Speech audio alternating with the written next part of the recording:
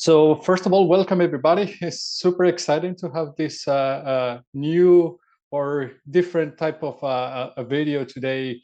Today here I have Evan Leong with me, who is the founder of Product Signals. And we got in touch like a couple of weeks ago where Evan was reaching out to me. So we were thinking that, well, it would be great to have a conversation with somebody who has been working as a CEO and a startup founder. That is not something that people know very well. So maybe if you can give us a little bit of a quick introduction about yourself, Jan. Yeah, absolutely. First of all, thank you on again for having me on. Love the content that you push out, and it's just a great intersection of product and focused things. So, really excited to chat. And yeah, just a quick intro about myself. So, Evan, CEO and co-founder of Product Signals. We basically help product and go-to-market teams collaborate around customer feedback. And yeah, basically, I sort of have an unorthodox had an unorthodox launch into software. But before that, I was a musician in a past life, so kind of made my way over to software and kind of found myself here. So thanks for having me on. That's quite a transition from musician going to software. Yeah, yeah, absolutely. But it's great to have you here, and I think that the product that you are building is one of those things that I think that many people struggle with, like that the communication between customer success, sales, and product. So I think that that's awesome. So, but let's hear maybe a little bit more then when we are going through different questions. So maybe the first one I wanted to hear about from you, and I think that is something that's very interesting for people that are watching this channel, they're interested in product, is like how you as a founder come up with the or get interested in starting this startup, and how do you get that idea initially? Yeah, absolutely. So the idea essentially came from, well, it's actually really funny. I'm super excited that you asked this question because not too many people know this, but Product Signals actually started at something completely different. So my background is I come from the product world, and I was working at a B2B sales enablement company, probably it's like 4 years ago now. And the Product Signals actually started as a company called Deal Signals, and it was just an idea that I had being in that industry, helping AEs or salespeople basically learn from each other. We were doing a bunch of research and found that yeah, most salespeople they'll learn from training tools and things like that, but a lot of the learnings that they have that really help them come 50% of it comes from other salespeople, other AEs, and so I was like, okay, that's pretty cool. I wonder if I can build something that is sort of just like a mind hive of information, for salespeople and organization to share ideas, trials and tribulations, things like that.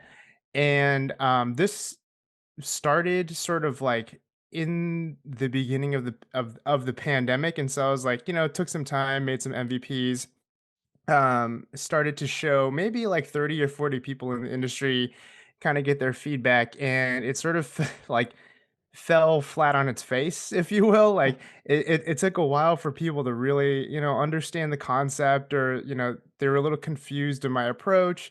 And I quickly learned that A, this was sort of like a feature, not a full fledged product. But then B, uh it was just kind of like a rough idea. It was gonna take a lot of, movement to get it going. And so I was like, I wonder where else we can apply this sort of like mind share concept to. And I was like, okay, so as a, product manager or as a product person, like, what are some things that I wish I could apply, this concept to? And uh, it sort of like came really quickly, like, hey, I wish I could, have this one place where all customer feedback comes in. And I can quickly update, the status on the product side, and they can update things on their side. And so I actually didn't make a whole lot of changes to the MVP or, the mockups that I had for Deal Signals. I just bought the domain Product Signals, swapped swapped a couple things out, and the conversations that I was having were just a lot better. Like, people understood it, and we quickly realized that this is a problem that a lot of other people face. So, long story short, that's sort of how we came up with the idea. It was birthed from past experiences, but then also doing some testing with some ideas and kind of landed on product signals itself. That's great, and I think that even that first one that you said that he fell flat on his face, I think that that's a great thing. It's like the build, measure, learn of, Yeah, okay, I try something, is my MVP. Okay, well, yeah, I validated that this is maybe not the correct approach. Maybe the problem is still there, but this is something that I need to iterate and then come up with a better solution. yeah, yeah. I validated that it was an invalidated idea. So I was like, let me switch this a little bit. But Yeah, yeah, which is good. I mean, it's like the sooner the better to learn to have those learnings. Maybe yeah. how do you then do? And I think that that's something that maybe many people think about is that uh, they want to start something. So it's like, how do you really start? Like, how do you do the step of, okay, hey, I'm going to do this. I'm going to just jump in and I'm going to start a product. I'm going to start a company. Yeah, I think like I think the best way, so I've sort of like s- been starting a lot of just sort of random things left and right for the over the past maybe like 8 or 9 years, and I found the best thing is to and I'm sure a lot of people have heard this, get your idea out there um as fast as possible, unless it's some sort of crazy proprietary uh data or like scientific thing. Just get your idea out there, get feedback, and then try to build as close as you can to your next step, with the resources that you have, and then just try to continually build momentum. And I think certainly myself, like in the beginning, I had these sort of like grandiose or monolithic ideas in which like I gotta, have this all sketched out, perfect, built out, perfect, like straight from the get-go. And so like trying to break it down into like smaller steps, what's like the next thing that I can do or build or measure that Yeah. sort of validates that next milestone, whether it be a week from today, or month, but keeping it relatively small. That's really great. I think that that's something that is very easy to try to always go for perfection, and of course we always want to do that, but it's very difficult to understand even what perfection means without kind of doing that journey together with the users. Yeah, yeah, absolutely. No, and that's a great point too. Is like, uh, it just I want to turn up the volume on that. It's like perfection comes basically from the pursuit of perfection alongside your customers. So thinking that you have all the answers in your head from day one is it is hard Yes, it and is. very rare. Yes, exactly. So how? So if I understand correctly, you kind of started the whole thing on your own. But now product signals, you have a team. So how did you find the team, who your or co-founders, your peers that work with you? Because I think that that's one of the big challenges when you start. Is like, okay, how do you find the people that really want to go into this kind of uncertain journey and try to figure out how we're going to build a product, a startup that is going to hopefully be successful? Yeah, absolutely. So yeah, you're right. We are a pretty lean team, and we started as a lean team and still are. So there is two and a half of us effectively. Me, a co-founder, and then another co-founder that I worked with at a previous role part time or at a previous company part time.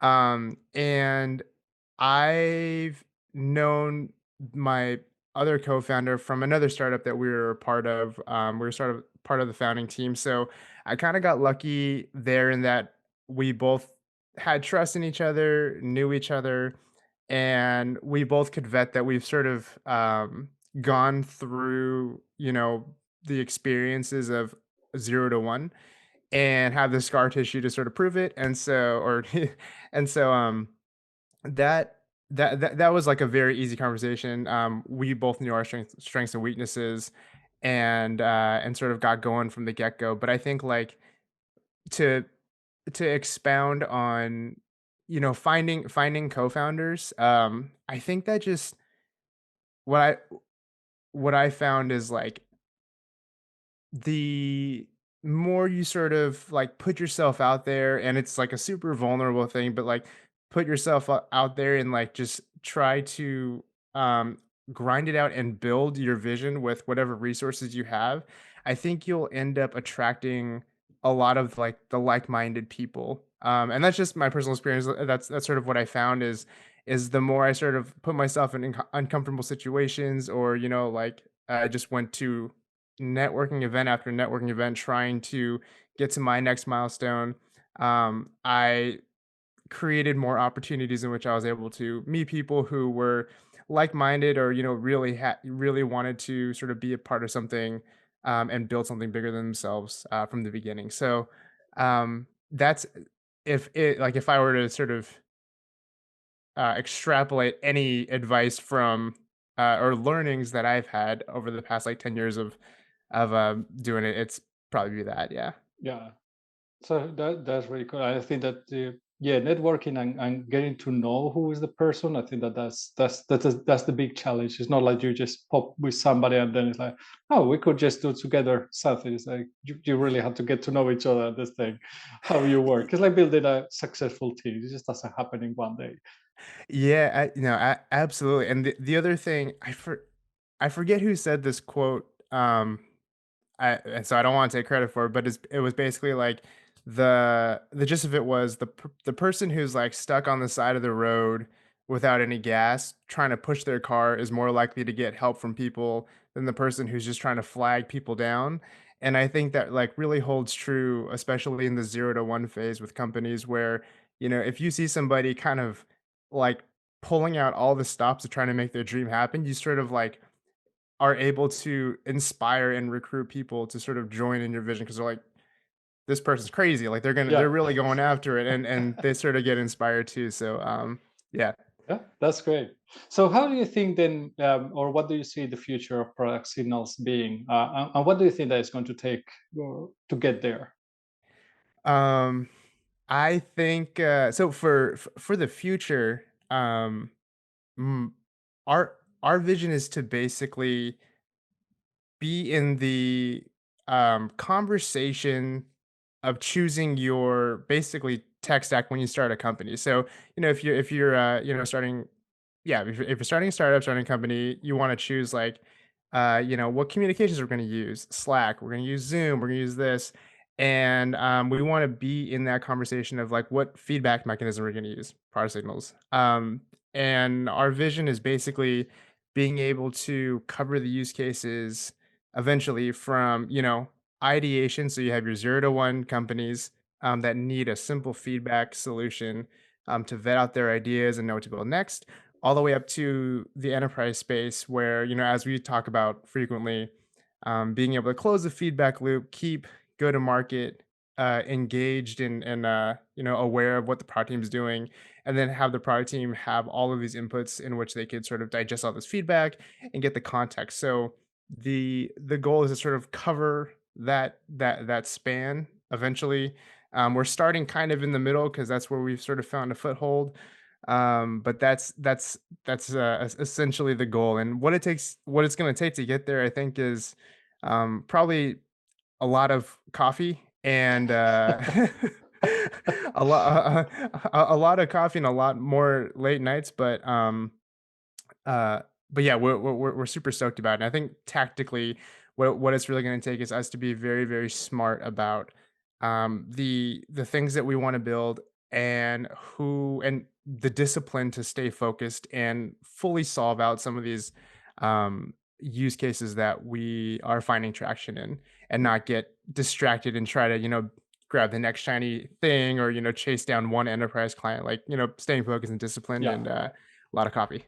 That is really good to hear. It's like for me, it's like the idea of what you're trying to do is super relevant because it's very, or I've never seen it very well implemented. This it's like okay, I have a funnel of ideas as a product manager. I have ideas from different stakeholders like sales, customer service, or customer success, or maybe I have them from directly from users, or I just watch a, I don't know, a vlog or a video about some new technology I think that I could use. It's like, how can I just funnel all these things and kind of evaluate them against each other? And yes, there's a lot of frameworks, but I really haven't found like the tool that helps me doing this.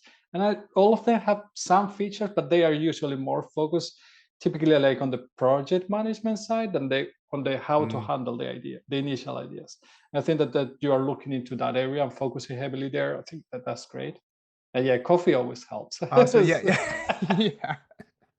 Yeah, absolutely. We buy them in bulk, so yeah. Yeah, that's always good. So, when you were talking that, yeah, clearly you want to be a product company. You don't want to be like necessarily like a service company that you're doing what a customer necessarily wants, but you want to build the solution that is going to help many customers. So, if you think that okay, you're growing as a company, and I think that one of the challenges, and I would like to hear how you would think to tackle this, one of the challenges for startups when they start growing is when they start to get more people and then they start to have maybe 10, 15, 20 people and then they decide to bring in a product manager. It's like how are you going to be able to kind of let go of that role? Because I've seen it done in different ways, some more successful, some other not quite successful, where Yeah. the original founders really want to keep that pulse. So where do you see maybe your role? It might be that you see your role more in just being the one that is leading always the product. Just curious about it. That's a great question, and it is certainly something that I think about frequently, because I think we've ingrained in our culture, our culture being across, the 2.5 people that's here, but the excuse me, the culture is we have a very intense focus on quality, and and I think it's quality that spans throughout everything. And so I'm or personally extremely obsessed about the quality of the product. Of course, my CTO, my co-founder is as well, and then the quality of the like experience. So the experience working with us, like we always want that to be like of the highest bar, and so I think when I think about as we start to scale, as we start to bring other people on, and specifically other product people, I think the I haven't really figured out a way to assess anything um anything tactically or anything strategically, but I do think the common denominator that we're probably going to be looking at is like an intense focus in quality, because I do think that it would bleed into other areas of decision making where that does matter, and they might that will tend to yield the better decisions overall. And so yeah, I think like as we start to look at um other people, like if you have somebody who's product managers like insane focus on product quality, for example, they are going to make sure that the QA is 3-4x than maybe your average QA time or effort, right? And that's stuff that we like to see, being able to not take shortcuts because you want to have ship a quality product, thinking through that like extra mile or those extra use cases, and really not discarding them, comes from the the root place of like I want this to be the highest quality experience for our users. And so I think the short answer is, I don't know how we are going to create a framework for assessing people coming in, especially product. But Mm, one thing we are certainly looking for, or will look for, is like a very internal high bar for quality. sounds great. So how will you so maybe one of the things that comes to my mind is that how do you work now with your co-founder? It's like not having been in this kind of situation that you are now. It's like how much do you work like all the time together or is it just like 50-50? Just to understand a little bit how much the collaboration has to be in these early stages is probably because there's a lot of discovery of ideation of validation of those ideas. So how is that relationship then? We are basically married. Yeah, no, that's it's certainly true. I think that I mean we definitely talk every day, and since we are a very lean team, uh I I sort of handle a lot more of like the marketing or biz dev things, and then he's a little more on the tech side infra, but we're both full stack developers as well. So we will sync up almost on a daily basis for like tech and product work. But then as far as like the biz dev stuff or the marketing stuff, sometimes or a lot of times, try to include him on those calls as well, just so we're all in sync and all have the context going into whatever next milestone we're going into. So that's yeah, to answer your question, we talk daily, we're always on Slack, and then we also have a Slack channel for all of our customers to reach us, so we're always talking to them as well, and, Nice. jumping we're living on Zoom, and we're, remote, so I'm out here in California, he's in Utah, and then our other co-founder who's part-time is in California as well, but, we try to meet up maybe, once a week, once every 2 weeks, but a lot of, I guess, digital interaction. Yeah, I can imagine. Well, and that's normal nowadays. So at some point that Yeah. was a weird thing. That was like the common, the common one. How much do you work then with your customers then, or how do you interact with those initial customers? Kind of, what is the dynamic with them Yeah. to make sure that you're building, that successful product? Great question. We try to have a monthly check-in with them. So monthly at the very least. And then a lot of them we'll talk to on a weekly basis. And then the ones that are earlier in the process or onboarding on almost a daily basis. And so we're trying to basically hug them as close as much as we can, because our early customers so far have been great at providing the feedback and these like rich nuggets of information that are spurring these ideas that we feel like are sort of untapped in the market. And so we are sort of forever indebted to them, and try to reach out as much as we can, and we encourage them to do the same, and not hold back as far as feedback goes. Yeah. So how do you do, I'm not sure how familiar you are with like design thinking process. How much do you then work with them, like sharing prototypes, mock-ups, to validate like, okay, we are having this idea that, hey, we would like to implement, I don't know, whatever it is to evaluate the value of an idea, and how can I get your feedback? How do you do that usually, that process? Yeah, it is not too far off the common path that I think that a lot of people are used to. I think it just tends to be like a lot faster, and well, fortunately, because, I come from the product world, there is sort of like a hunch and, probably some baked in biases as well where I'm like, "This is gonna work, it's fine, like, let's just like, let's just build it, it'll be fine," and we know enough to ship it and then iterate, and we're not really going out into the sea completely blind. Yeah.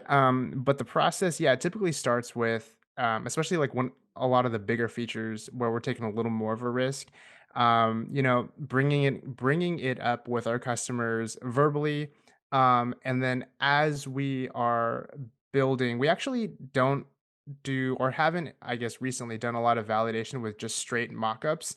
We'll build the front end out, just because that sometimes is a little faster. Actually, we'll build the front end out and then show them, you know, uh, get their feedback, and then continue building or like pivot the actual, like, development from there. If you're in a way bigger team, or like a gigantic company, definitely don't recommend just like shooting from the hip like that.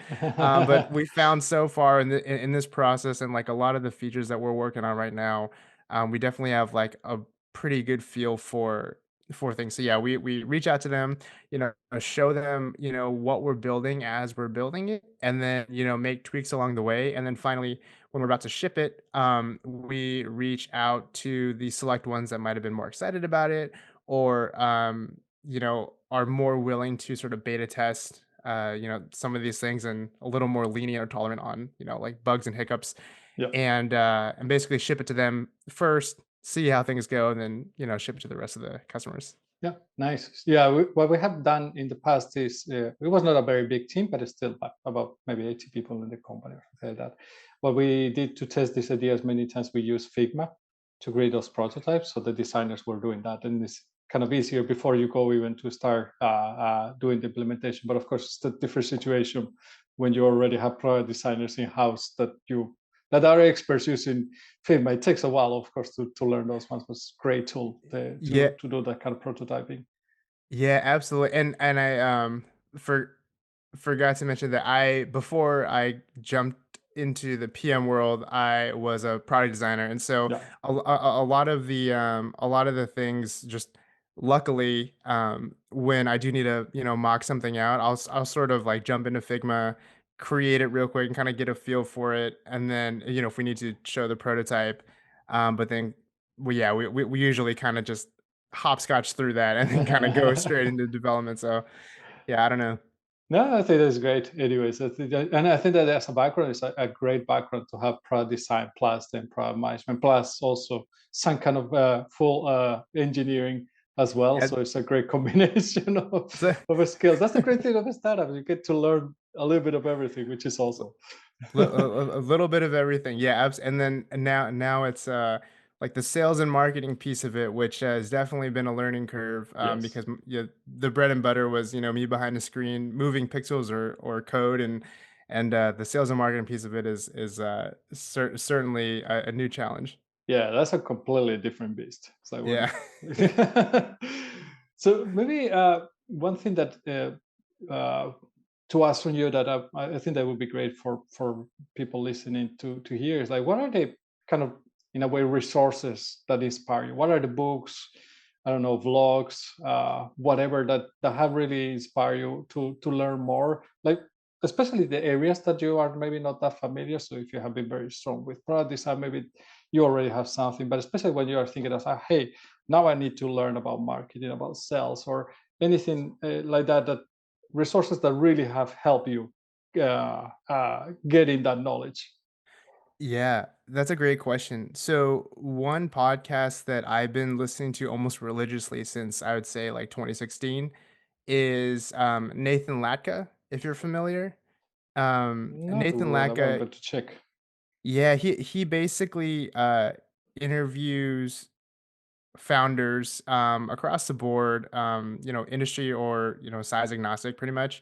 And they're basically short bursts, like 10-15 minute segments. And he basically rolls through all the metrics that matter super quickly, and he's like super sharp guy as well. He's like doing math and calculating their CAC on the spot, and I'm just sitting there writing down like, how did he get that so bad? But I loved listening to it because it really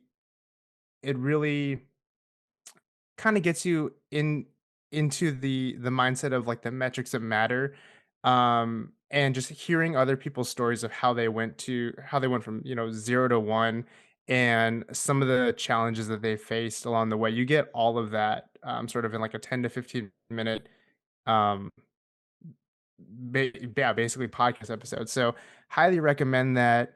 um Other ones that they're sort of blowing up and become very popular recently, but Alex and Layla Hormozy, Yes. uh, yeah, I think whenever he started blowing up, he showed up on like my YouTube recommended, and just I love the way he sort of articulates his thoughts, and both of them, Layla and Alex. I think I see a lot of Alex's videos as well, but Yeah, I have been watching a lot of that. It's yeah, really yeah. great with the content that they're putting out. Yeah, and so I think for like biz dev, marketing, or just overall like business content, those are sort of like my go-to right now. And then I've been watching a lot of um, for sort of like code. So this is like very niche. So like code or like React. I think his name is Theo Brown. But basically, he streams a lot of tech stuff. A lot of it's React. I think he's a CEO at a company called Ping right now. And then Jack Harrington, he puts out a lot of really great React videos, and so I've been watching a lot of him as well. But those are the ones on top of mind that I'm sort of trying to consume on a daily basis. Nice. Sounds great. Thank you for sharing. Definitely will take a look at those ones. Yeah, yeah, absolutely. And maybe one last question that I want to ask, and something that I've been always asking from people when doing interviews, job interviews, because I think it's interesting to hear the answers, is that what is the latest thing that you have tried? It can be anything. It doesn't have to be work. It's just Yeah. Um, ooh, that's uh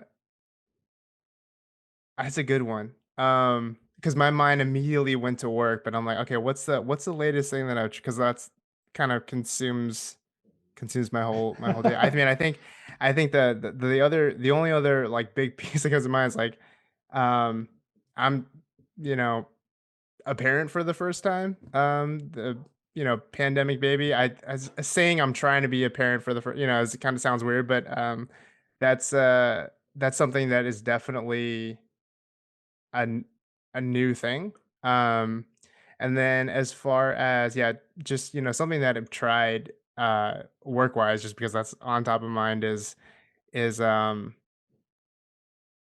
think just like product sales in general. It was it was deal signals. Tried that, then it was like yes. let's try again. Let's see what this idea has in store. So yeah, I think the latest thing I've tried is always trying to be the best parent I guess I can be, as cliche as that sounds, and then trying product signals, Yeah, giving that a shot. yes. Well, it's not. It sounds cliche, but it's not an easy one. Definitely, Yeah. I can tell you that as well. It's like still learning. It's already 7 years old, and it's still it's like a never-ending journey. That one, which is Yeah. yeah, which is also good. Great. Uh, Awesome. yeah. So thank you very much for this. It's like, would you like to have some kind of remarks or something before closing? I think that this, from my point of view, has been a great session. Really good to hear from you. But is there something that you would like to see? Just uh, Yeah. let people know where Product Signals is to check it out. Yeah, absolutely. First of all, I just want to say thanks for the chat. I really loved talking product with you with the first time we talked, and this is just been amazing. And yeah, if you're listening, want to get connected, we love talking, meeting new people. I told Juan basically sit in front of my computer and do this 24/7. So you can find us. You can productsignals.com or search Evan Leong on LinkedIn, product signals, what have you, and I'll probably pop up. There's only two and a half of us, so you'll you'll you'll probably find me. But yeah, would love to connect and chat. Yeah, I'll drop the links in the description, so go check them out. So that then you can find even there. Uh, I think that this is great. And if you have any questions for any of us, just please drop them in the comments. And hey, maybe we'll have a next round where we go deeper in some topics. I think that would be also very interesting to figure out better how a startup founder works, because it's not something that we get to talk with every day. So without going any further, definitely, Ivan, thank you very much for coming here. I think that this has been great. And yeah, looking forward catching up with you again. Awesome. Thanks, Juan. Chat's in. Thank you, everybody.